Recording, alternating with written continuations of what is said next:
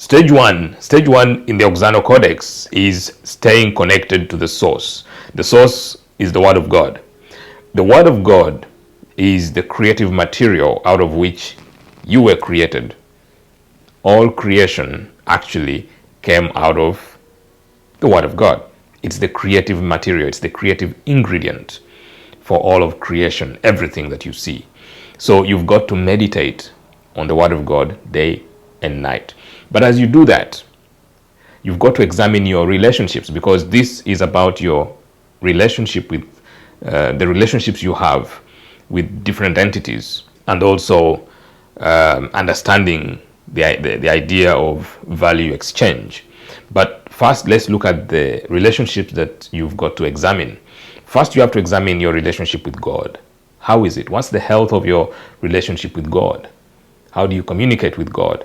Do you just talk to God, like always praying and not taking some time off to listen, like spending some time alone in a quiet place in silence just to listen to God talk back to you? Do you do that? How do you relate with God? Are you constantly talking at God like he's your errand boy, sending him to run errands for you? God, do this for me. I want this. I want that. That's a relationship you have to examine, because God is not your errand boy. 2, your relationship with Satan. How do you look at Satan? How do you view Satan? How do you relate with Satan? You might say, but I don't have any relationship with Satan. I hate him. But no, you have a relationship with Satan. You have an ongoing relationship with Satan. Why? Because Satan is the prince of this world. Jesus said it. And Apostle Paul actually said Satan is the king of this world. He controls the universe. This earthly realm that we are in is controlled by Satan. So you do have a relationship with Satan, and it matters how you look at him, how you see him, and how you relate with him. Relating with Satan doesn't mean you're going to have a direct one-on-one relationship with him, or that you're going to pray to him, although there are people who actually pray to Satan and they actually have a direct relationship with him in that sense, like the devil worshippers that we know, the Lucifer worshippers and followers. But you as a Christian, your relationship with Satan is not like that. It's more subtle, it's more indirect. It's in the relationship you have with the things of this world. That's how you relate with Satan. How deeply connected and how passionate are you? How deep is your passion for earthly possessions, for example? How deep is your relationship with money? How deep is your relationship with things of the flesh? How do you respond when the earthly realm calls at you? That's how you relate with Satan. So you've got to examine that relationship. Third, you've got to examine your relationship with man, other people, human beings, people in your circle of influence, your family members, your friends, your workmates, strangers that you bump into, people. How do you relate with people? And to what extent do they influence your life and how you do things, how you live your life? When you post something on social media, what are you expecting? Why are you posting on social media, for example? Are you posting it because you like the feeling of accumulating likes and shares and comments? Like that validation. Are you seeking validation from people? Is that what gets you fulfilled, like contented? You derive validation, satisfaction from everybody else except yourself? How do you relate with other people? What do you do in your relationship with others? Do you think of other people as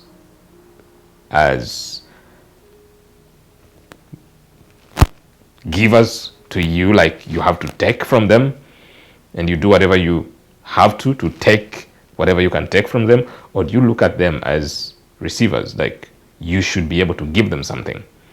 So you are a dispenser of value and you have to give it to them, and that's how you see yourself and that's how you see them.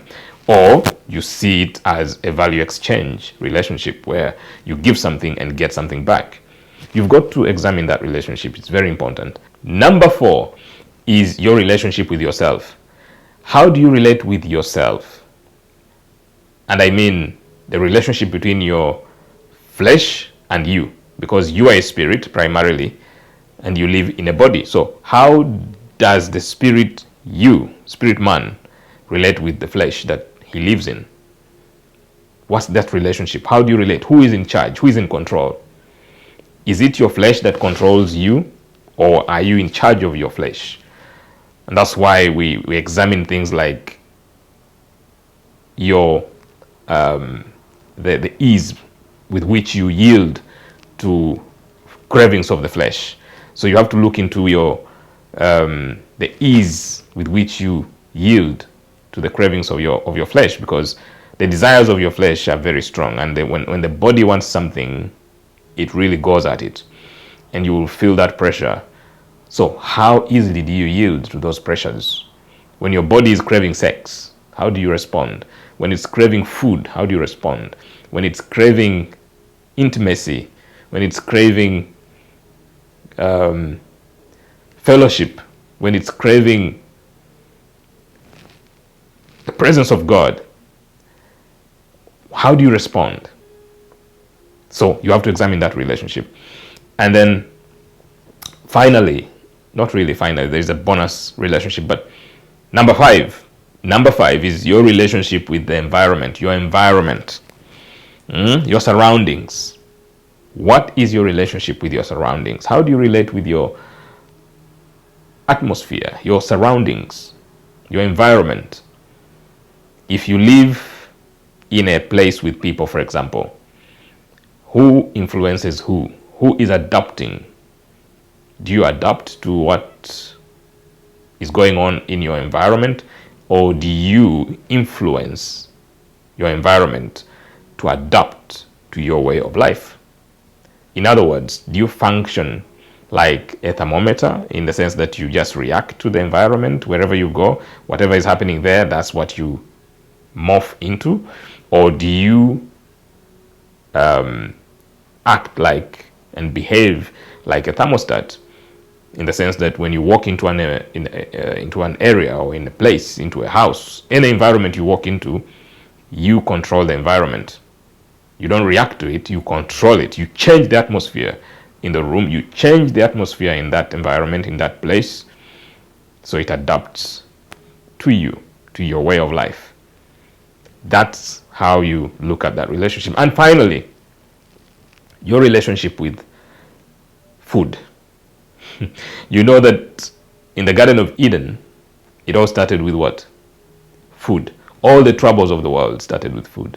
Man fell because of an apple, and the devil knew how weak man is when food is put before them. So, what is your relationship with food? How do you relate with food? Do you eat the foods that you love? Thoughtless, thinking less about whether that food actually loves you back. Of course, food doesn't have senses, but what I mean is that, does that food do you good in the long run? Does it help your physical body? Does it sustain you and help you to complete your assignment in this world? Does it, or does it not? So think about the food you eat and evaluate that relationship. And if it's not perfect, if you don't like what you see, it's time to change it. Okay? So that's how you live your life connected to the source. It's about evaluating your relationships. It's about value exchange. It's about meditation on the Word of God. It's about understanding that the Word of God is the source of wisdom. It's the source of wealth. It's the source of understanding. It's the source of inventions and innovations. And by the Word of God, I mean the Logos, which is the written Word of God, like we see it and read it in the Bible, and the Rhema, which is the spoken Word of God for the moment. So every moment in your life has a specific word that you can speak and influence that moment, change things, get things happening in the direction that you desire. That is stage 1 in the Auxano Codex. God bless you.